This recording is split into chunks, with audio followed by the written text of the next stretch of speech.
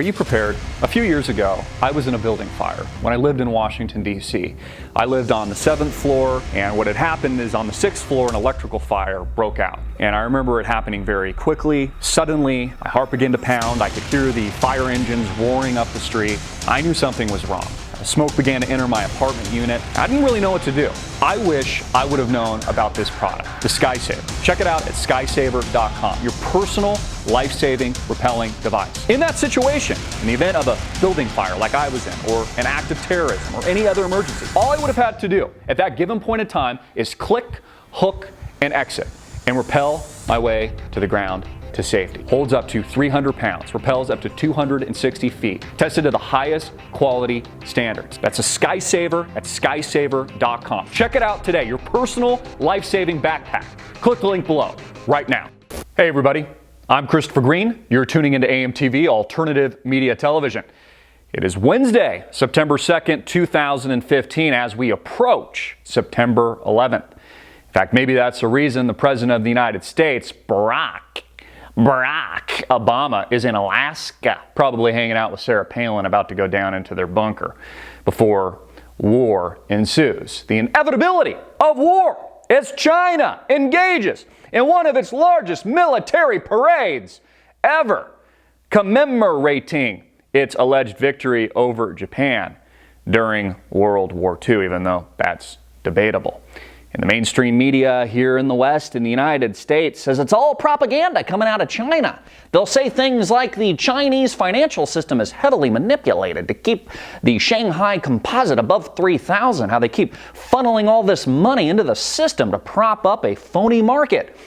But the mainstream media will never say the same thing about the United States, how it's just as manipulated here in the U.S., courtesy of propaganda bullshit machines like CNN and Fox News, or how Wall Street is manipulated here in the United States, or our political system is manipulated here. You know, the phony two-party paradigm, which really is just one singular party of total control and power, you know, that makes up this control grid, that makes up the regime that is the United States of America today.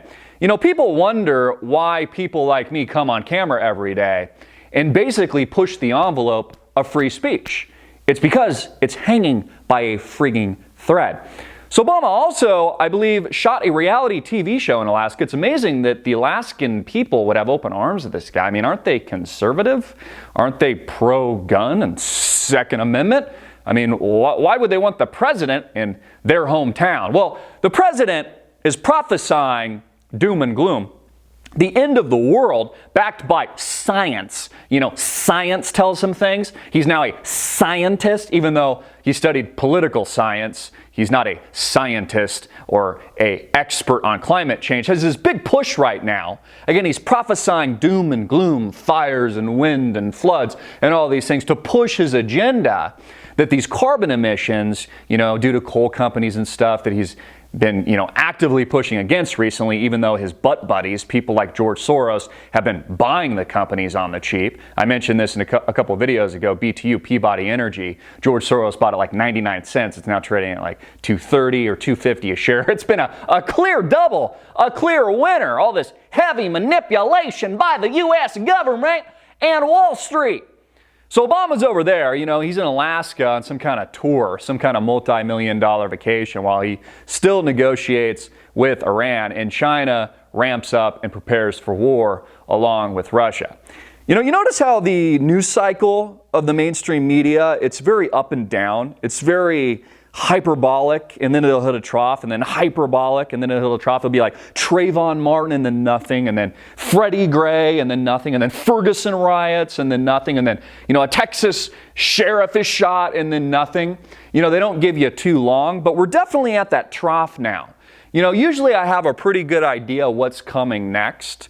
You know, I can see it based on the bullshit propaganda machine that makes up the mainstream media. I'm always one step ahead of them, as many of you are. But the only real thing I see next, the only thing that's really clear at this given point in time, this snapshot that makes up the trough, is that war is fast approaching. War drums are fast approaching.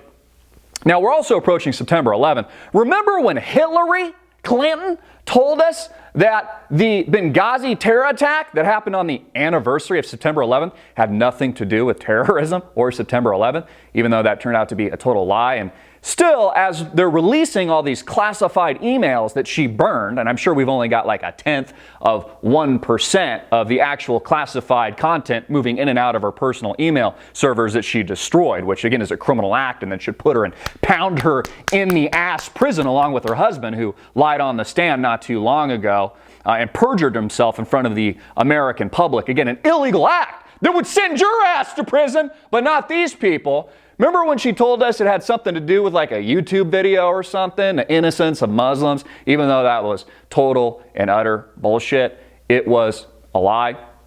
So again, we approach war, the war drums,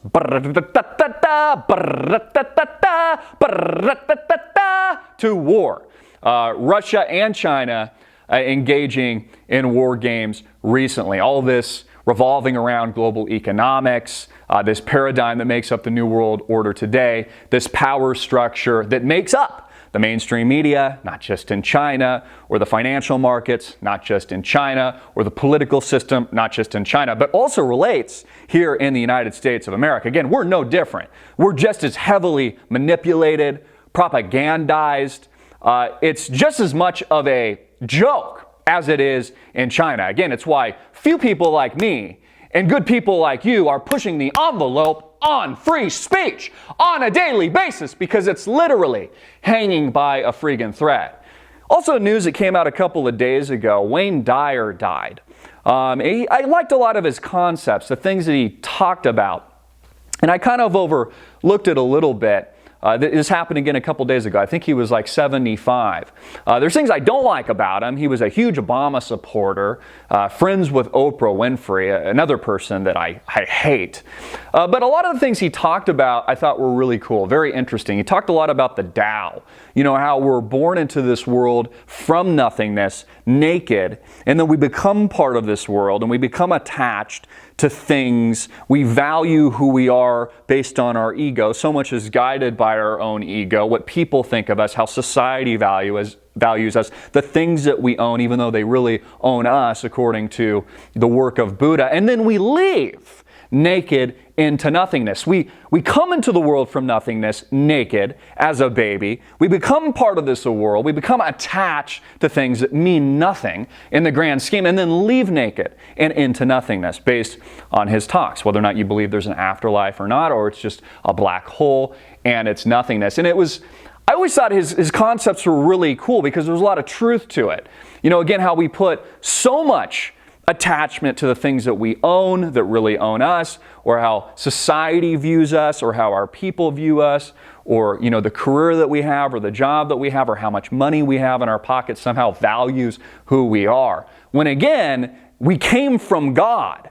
We came from, whether you believe that or not, or nothingness. We came naked into the world with nothing. We had nothing. We were, as the reality TV shows we see on TV, naked and afraid. And we leave naked and afraid.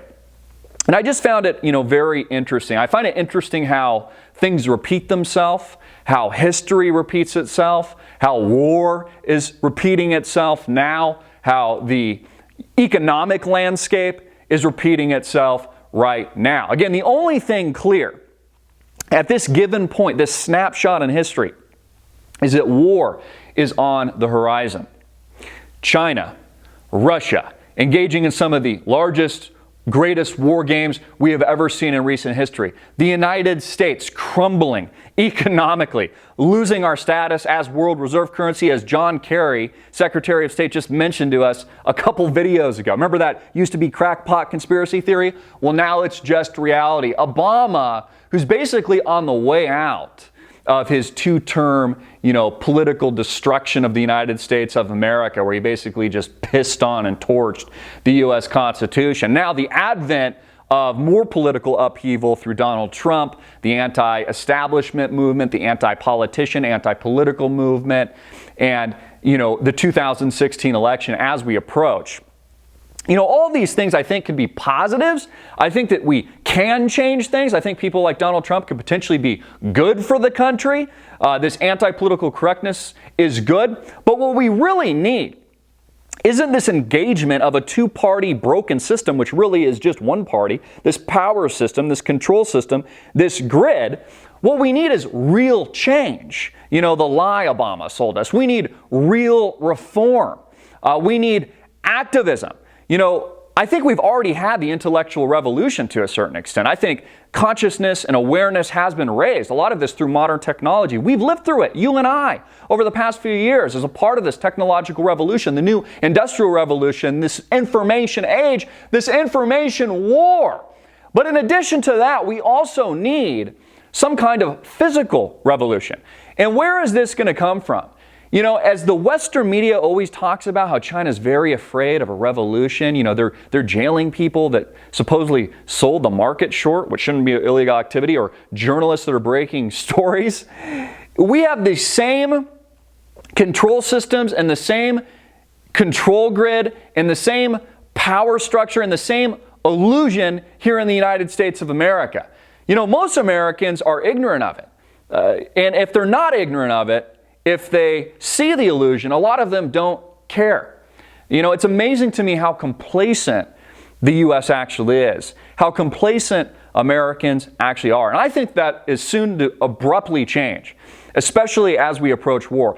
I want to hear from you. What do you think's coming next? What do you see in this snapshot in time, this trough that makes up the bullshit mainstream media, hyperbolic, emotional roller coaster, and actual real tangible events in the name of these war games, in the name of the establishment of a new world reserve currency and the yuan, with Russia and China working together, this alleged deal, which just really shows you that the United States has no negotiating power or room left, negotiating with Iran, one of our great enemies that still calls us the great Satan.